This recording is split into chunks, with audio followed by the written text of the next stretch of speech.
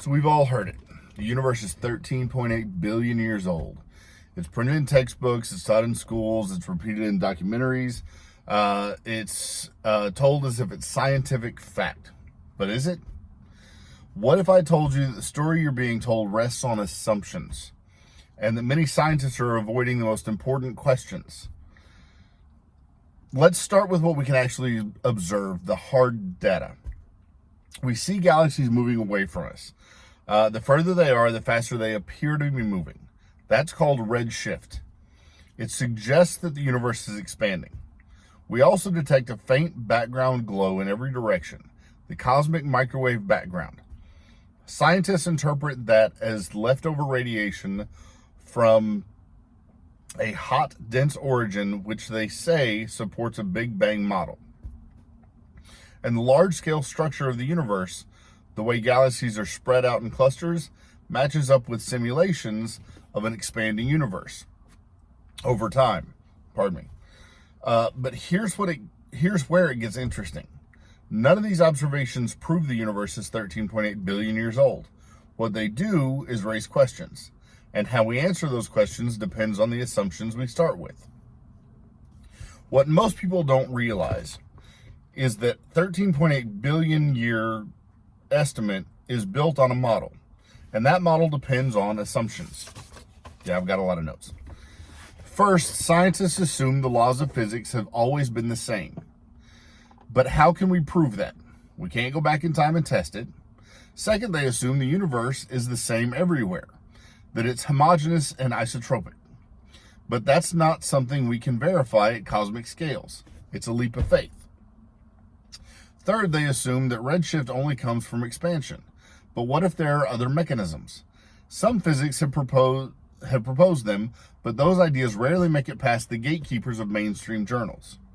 And perhaps most significantly, the model requires dark matter and dark energy, mysterious unseen forces that make up over 95% of the universe's supposed content. Think about that. The dominant ingredients in the Big Bang model have never been directly observed. Does that sound like hard science or a house of cards? Here's what you won't hear on any science special.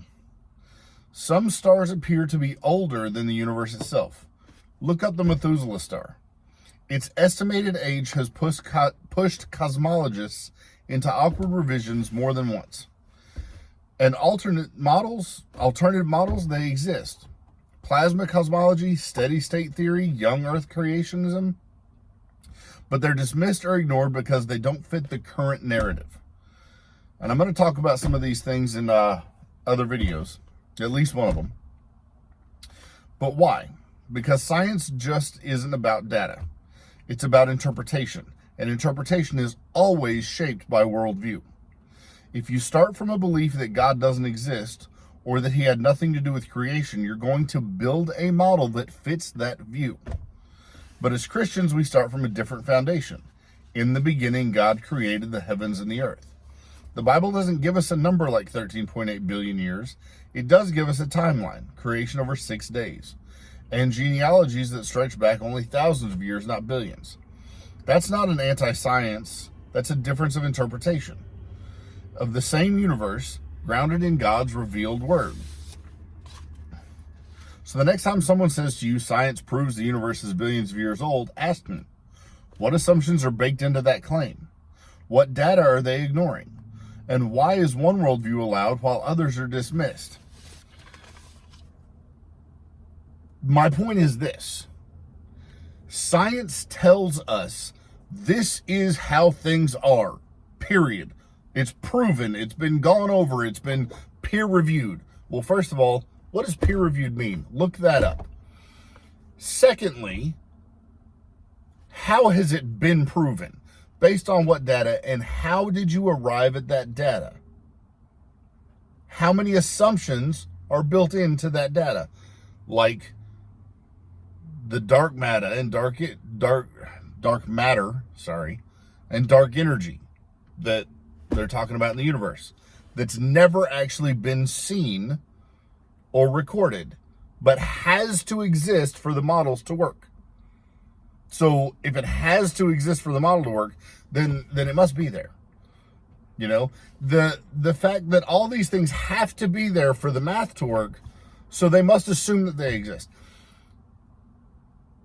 But then it would be ridiculous to assume that God exists because these things because the odds of these things happening are so minuscule that they couldn't happen by chance, but that's just ridiculous. You see what I'm saying? Do you see the absolute double standards that are built into the things that we're talking about that just will not be addressed in mainstream science and in the discussions that are being had? And yet, the scientists who absolutely hold to these standards will look at you like you're the idiot for believing in God when they believe in things that they cannot see that have to be part of their model. Think about that. We'll talk to you next time.